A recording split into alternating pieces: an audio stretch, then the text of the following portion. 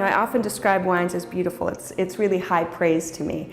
And I am in Walla Walla, Washington with a producer that I think truly makes beautiful wines.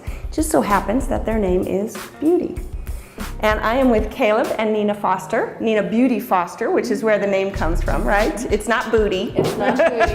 It's beauty, and that truly describes your wines. So tell me a little bit about your story, because you're a husband and wife team who started this brand and makes really remarkable wines. So how did you come up with the name, and how did you get involved with it then, Nina? I mean, I had grown up with this name, and as you mentioned, it is often confused with booty. So I said to him, "You were not in kindergarten with this name." That's right. And it allowed us to make a wine called Beast. In our family, the joke has always been everyone who marries a beauty is nicknamed Beast. So this is Caleb's wine, and a rosé no less this time.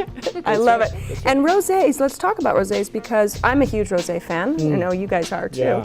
And more Walla Walla wineries are doing them, aren't they? Yeah, it's a fun wine. It's you can make it a lot of different styles. We make it in a whole cluster style, very light, dry, clean, very fruit-centric and aromatic. So the Beast label is the fun. It's the experimental side that lets us do anything we want and have fun in wine and allow us to maintain the integrity and the consistency of the Beauty label. It's their wild side. So a white Bordeaux style wine. Right. But most people don't put muscadel in. Right, No. we're the only one in Washington with Yeah. muscadel in the blend. In fact, Yeah. we sort of cornered the market on 1 acre of muscadel.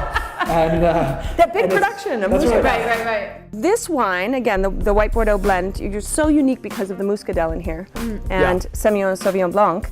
And I'm eyeing the concrete tank. Tell me about that, because that's really a new trend. It's a bit different than steel. It has a capacity to give the wine a body that's full-bodied like a barrel. And it gives a super freshness, a real brightness to the wine, but a mouthfeel that's bigger than steel aged. Yeah, and you can tell the difference in this wine. Really glorious.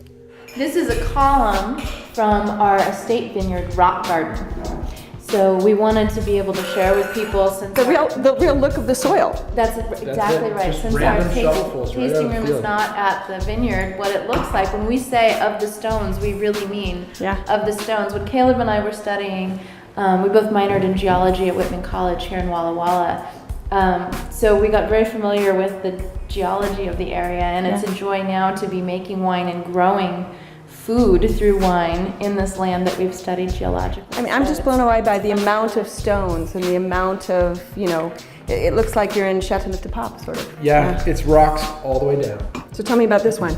So we model this, again, on the character of the Rhone wines, earthy, grapefruit. Washington wines have huge fruit. They do. And what we want to build into our wines is...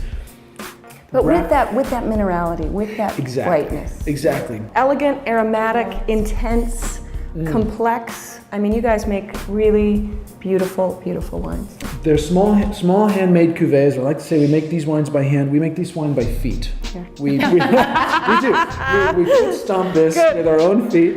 We actually don't put it through the crushing machines. We foot stomp an old-fashioned way. Foot stomp fermented, whole cluster, and goes into old barrels, racked, unfined, unfiltered. And there we go. There we go. All right, one last question, because you work as a team, and I'm a working mom myself. What do you do with those little kids besides getting them into foot stomp, the grapes? Right. Well, it is a family winery, and they are often here, and they're really intrigued by the whole process, and they often do like to taste the very last drop that's left. It's good for them. It is, and they love talking about how it smells. It's very exciting and kinetic and hands-on. They love going to the vineyard.